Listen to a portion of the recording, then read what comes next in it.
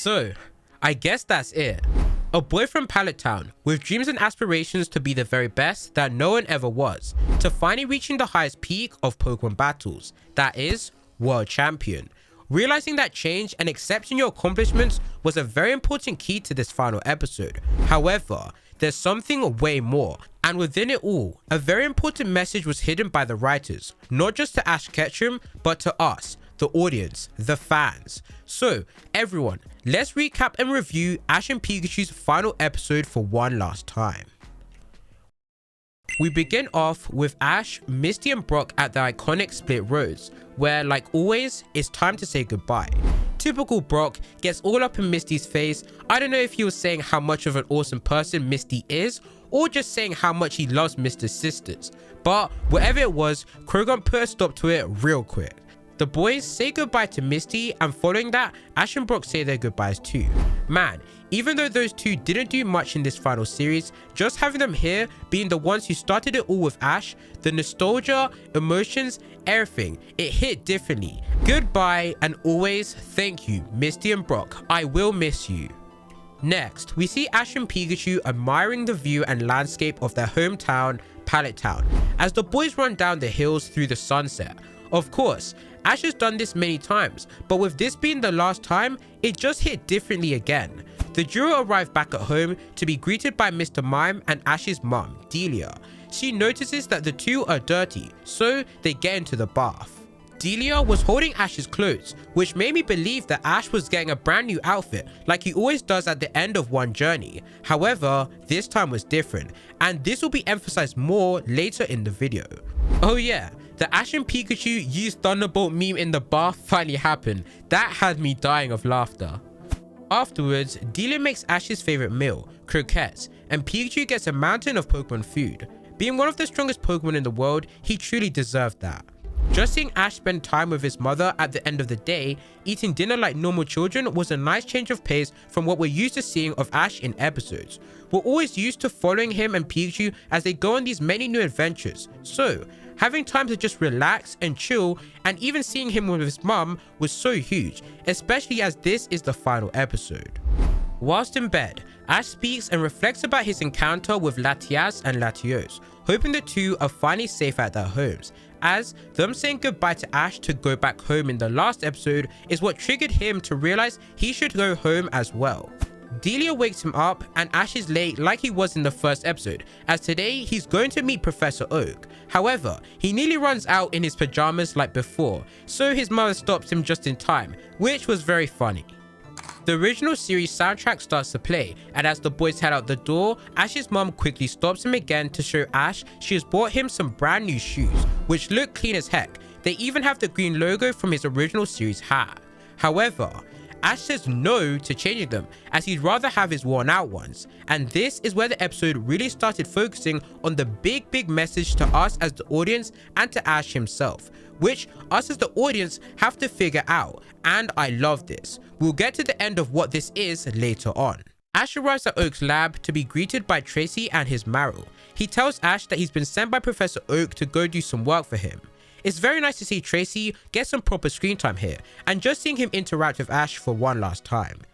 Inside, Professor Oak is looking for Charmander, who seems to have escaped. Ash notices this when he only sees Bulbasaur and Squirtle here, which are the new starters that Oak needs for the brand new trainers. Ash takes it up on himself with the help of his Pokemon to look around everywhere for Charmander, but everyone has no clue. Pikachu then notices Charmander through its scent, and with its good smell, they find the fire starter trapped in a tiny cave. Ash goes inside, suddenly slips, but is quick to recover. He comforts Charmander, saying everything is alright, and Charmander, seeing Ash save him, lifts his saddened spirit and jumps out of the cave himself. Poor Ash, he even said why didn't Charmander escape itself? Anyways, Ash climbs back up and Gary helps him out. It turns out he and his Umbreon were actually looking for Charmander as well. With the starters reunited, Ash and Gary leave the lab. Gary congratulates Ash on becoming world champion, but then questions him on how close is he to finally achieving his dream of his, becoming a Pokemon master, which dazzles Ash as Gary leaves. This is the second turning point to the big message that this episode is trying to tell Ash and us as the audience. Later on, Ash thinks to himself silently in the sunset, and Pikachu asks if he's okay, which he tells his buddy he's fine, quickly brushing off his sad confusion. The two go home. We are then shown a montage of Ash and Pikachu going by their day, sleeping, eating, helping around with the Pokemon, and just having fun at home, like usual. Doing the same exact thing every day. One day, Tracy returns home, and we find out that his Venonat has evolved and changed into Venomoth. Now remember that word, change, is very important to the big message we need to uncover. The focus on Ash moves over to Team Rocket at the HQ, who as of 2 episodes ago disbanded the team, and now all happen to be chefs for all the grunts at the HQ. It was really weird but funny to see the grunts having lunch like normal people. You'd think they'd be aggressive like all the time. But yeah, Team Rocket are very depressed right now, still not willing to give up their grudge after their failure to capture Pikachu, leaving Wobbuffet, who is following them, very worried. Another day arrives. Ash tells his mum he's going out to find some Pokemon. While he says that, the camera focuses on the new pair of shoes his mum wanted to give him in Ash's room. Again, this is very important to the final big message the writers have for Ash and for all of us. Ash and Pikachu wander through the forest, amused by the variety of Pokemon. However, close by, Meowth is actually following them. Well, not just Meowth, it turns out the whole Rocket trio are here too, and had the same idea. The three of them make up in a wholesome moment, and with Wobbuffet, Team Rocket is re-established. Man, I'm so happy that wasn't the end for Team Rocket, as them retiring would be okay, but ending it off with a sour note just doesn't suit our lovable villains. Team Rocket attack Ash and Pikachu, capturing Pikachu. We then get an amazing Sakuga animated moment of Team Rocket doing their anthem for one last time. And wow, man, even got me tearing up. Even Team Rocket were crying, knowing as if this is their last time ever doing it. Anyways, Pikachu tries to escape but can't. Ash is about to save Pikachu with his other Pokemon, but it turns out this guy left everyone back at the lab. Silly Ash. With no other options, Ash rushes towards them by himself, but is stopped by Galgeist's Shadow Ball. Just when it seemed it was all lost for Ash, Ash's Pidgeot, yes, you heard me right, Pidgeot returns and rescues Pikachu. This was crazy. I was not expecting them to bring back Pidgeot, which is a Pokemon myself and literally everyone in the community has been wanting to see come back since the original series, and it's finally back. Jesse and James didn't know who this Pidgeot was, but then Meowth explains that Pidgeot is Ash's old Pidgeotto who evolved, and they were shocked. In an epic Sakuga moment again, Ash commands Pikachu to use Thunderbolt for one last time, sending Team Rocket blasting off again for one last time. But this time they're happy, because it's reaffirmed their goal to capture Pikachu once again. And holding hands, our Team Rocket group blast off again into the sky. Ash says thank you to Pidgeot for saving them, and is so happy as its friends, the Pidgeys and Pidgeottos, are here too. He's so proud of how amazing the protector of the forest has become, and it's goated how the anime brought him back. Thank you, Annie Poke. Once again, another day arrives. Ash tells his mum he's heading out, and still decides not to take his new shoes. Ash and Pikachu enjoy their afternoon laying in the grass, and he remembers what Gary said to him earlier on, about how close is he to becoming a Pokemon Master. In sadness and confusion, falls asleep. Suddenly, a huge group of dark clouds appear, pouring it down in rain. Ash and Pikachu find shelter. The two watch as the Pokemon come to the tree for shelter, and this is the big moment.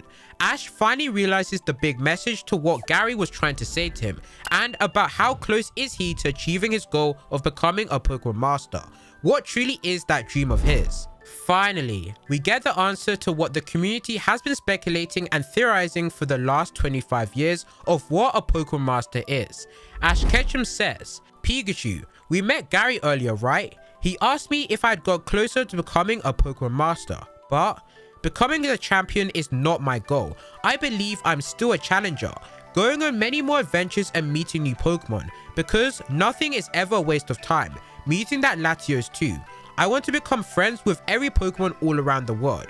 I'm sure that will make me a Pokemon Master. Pikachu, one day I will become a Pokemon Master, and I hope you'll be right beside me.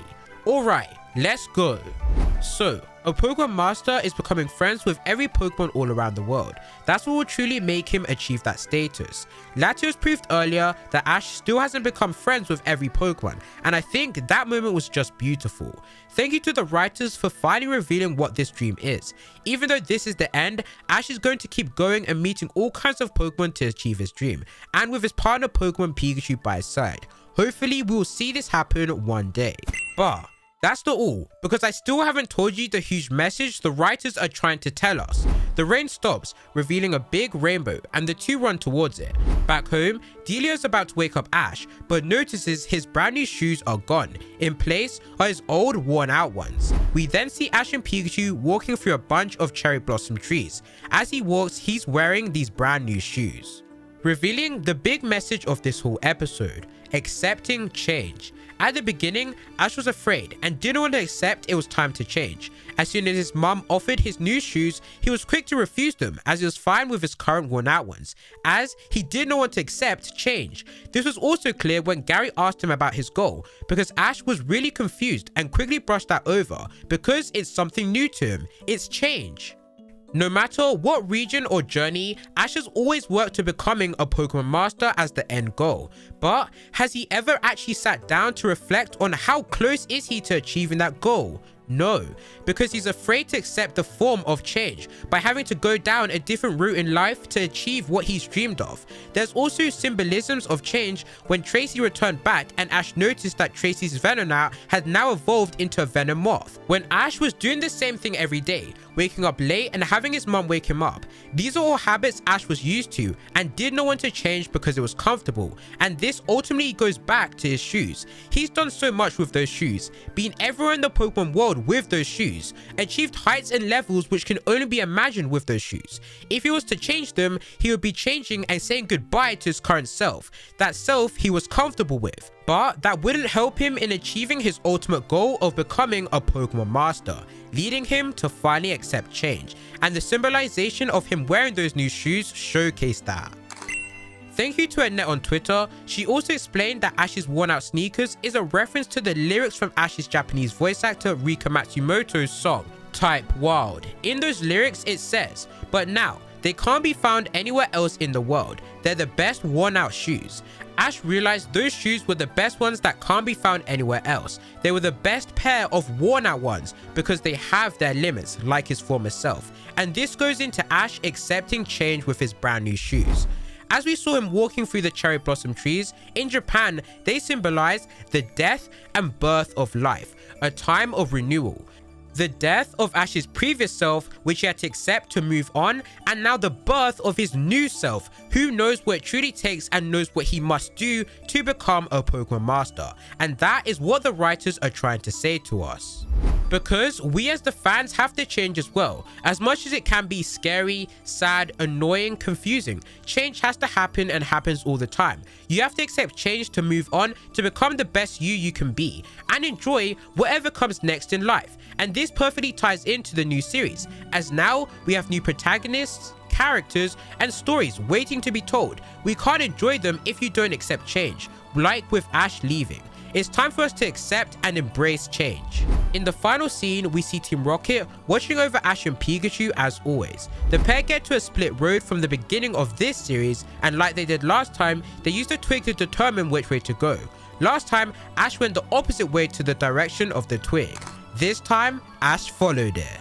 And the last shot reads, "Till next time, a new beginning," concluding Ash and Pikachu's final episode. Wow.